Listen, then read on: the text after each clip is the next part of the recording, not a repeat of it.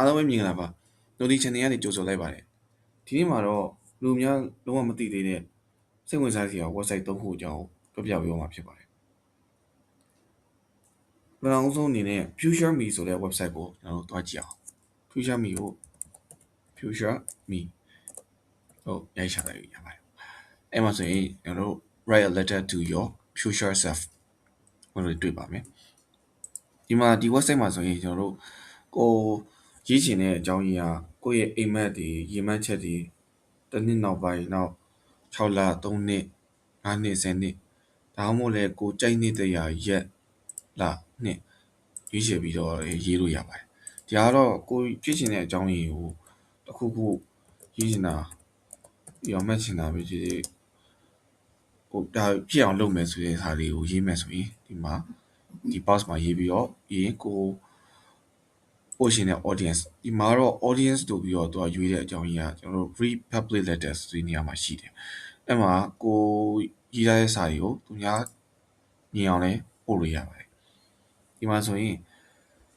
time travel ဆိုပြီးတော့သူရေးထားတယ်20လောက်တည်းက2006ခုနှစ်တည်းကပို့ထားတဲ့ရေးထားတဲ့စာကိုအခု2026 February 14မှာရောက်လာတယ်ဒီစာဒါလူတိုင်းမြင်အောင်လုပ်ထားတယ်ဒါပေမဲ့ဘယ်သူပို့လဲဆိုတာတော့မပေါ်ဘူး anonymous အနေနဲ့ပဲအဲ့လိုရေးချင်ဆိုရင်တော့ဒီနေရာမှာရေးမဲ့နှစ်တွေလာရေးပြရတယ် private မဟုတ်ဘူး public ပဲ anonymous ရေးလို့ရပါတယ်ကိုတော့ပဲကိုပို့မယ်ဆိုရင် private ထားပြီးတော့ဒါမှမဟုတ်ကို email ဖြစ်ဖြစ်သူများ email ဖြစ်ဖြစ်ကိုချစ်ခင်ရတဲ့လူတွေ email ပဲဖြစ်ပို့ထားလို့ဒီမှာထည့်ထားလို့ရပါတယ်ဒီ website တွေကတော့တကယ်လို့ကိုကလုပ်ရှင်တာလေးစိတ်ဝင်စားစရာလေးတခုဘာပဲဖြစ်ဖြစ်ရေးရှင်ပြီးတော့ပို့ထားရှင်เนาะဒီဟာလေးသုံးပြုပြီးတော့ပို့ထားလို့ရပါတယ်ဒီ website ကတော့2002ခုနှစ်တည်းကနေစပြီးတော့ဒီထောင်ခဲ့တဲ့ website တွေပါတကယ်စိတ်ဝင်စားဖို့လည်းကောင်းပါတယ်နောက်တစ်ခုအနေနဲ့ပြပြပြီးရှိမှာတော့ Radio Garden လို့ခေါ်ပါတယ် Radio Garden ကကျွန်တော်တို့ကမ္ဘာလုံးမှာရှိတဲ့ radio station တွေကိုမြေပုံလေးပဲထောက်ပြီးတာနဲ့နားထောင်လို့ရတဲ့ Radio Garden website တစ်ခုဖြစ်ပါတယ်ဒီမှာဆိုရင်ကျွန်တော်တို့ဝင်လိုက်တာနဲ့ press play to start Radio Garden ဆိုပြီးတော့ပေါ်လာမယ်ဒီမှာဆိုရင်ကိုကြိုက်တဲ့နိုင်ငံကိုကမ္ဘာကြီးကိုကမ္ဘာလုံးကြီးကိုပတ်ပြီးတော့လိုက်ရှာပြီးတော့အစိမ်းမှာပေါ်တဲ့နေရာမှာ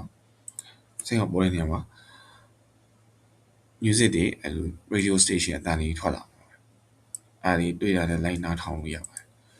ဟိုကတကယ်ပြင်းနေကဘာပတ်ပြီးတော့ radio နားထောင်လို့ရတယ်တော်တော်လေးကောင်းတဲ့ website တစ်ခုပါနောက်တစ်ခုအနေနဲ့ map crash ဆိုတဲ့ website ကိုပြပြပေးချင်ပါတယ် map crash ကအရင်တော့ဆိုရင်ကျွန်တော်တို့ Google Map တို့တွားချင်တဲ့နေရာတွေစိတ်ဝင်စားတဲ့နေရာတွေလိုက်ကြည့်တယ်မလားအဲ့မှာမျိုးပဲသူက map crash မှာကျတော့ဒီကလုတ်ချက်နေတာနဲ့ကဘာပေါ်မှာလမ်းတစ်လမ်းကိုဒီမျိုး random တစ်ခုပေါ်လာမယ်အဲ့လိုနေရာလုံးဝ view 360 view ကြိုက်လို့သွားလို့ရှေ့သွားလို့ရရင်တော့အကုန်လုံးစုပ်ပြီးသွားကြည့်လို့ရမယ်ဒီမှာဆိုရင်ဂိုးဆိုတဲ့ကလုတ်ကိုနှိမ့်နေတာနဲ့ရှားနေရာတစ်ခုထိရောက်ပါဘူးအကိုမသိတဲ့နေရာတွေပေါ့တကယ်မျိုးစုံဒါဆိုရင်ခုနကကြည့်ရတော့အာဖရိကဒါအဲ့လို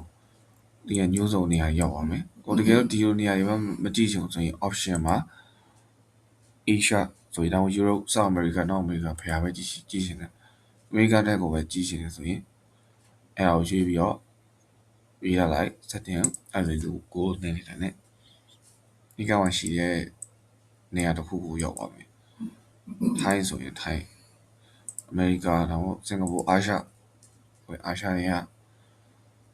အောင်ရှိလိုက်မယ်ဒါပဲနေရာတွေတော့နေရာတစ်ခုရောက်ပါမယ်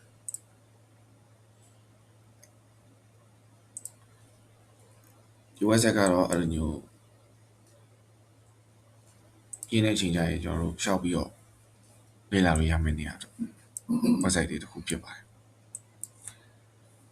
ဒီနေ့ကတော့ကျွန်တော်တို့ website 3ခုကတော့ဒီလောက်ပါပဲကျွန်တော်နောက်နေ့မှာတော့ကြည့်ရပိုကောင်းတဲ့စိတ်ဝင်စားရကောင်းတဲ့ website တွေဆက်ပြီးတော့တင်ပြပေးပါမှာဖြစ်ပါတယ်ဒီဗီဒီယိုကြိုက်ရဆိုရင် like and subscribe လုပ်ရလို့ရပါတယ်တကယ်လို့ တည်တဲ့ website တွေစိတ်ဝင်စားစရာ website တွေရှိရင်လည်း comment မှာဝင်ရောက်ပြီးတော့ရေးဝါလို့ရပါတယ်အားလုံးပဲကျေးဇူးအများကြီးတင်ပါတယ်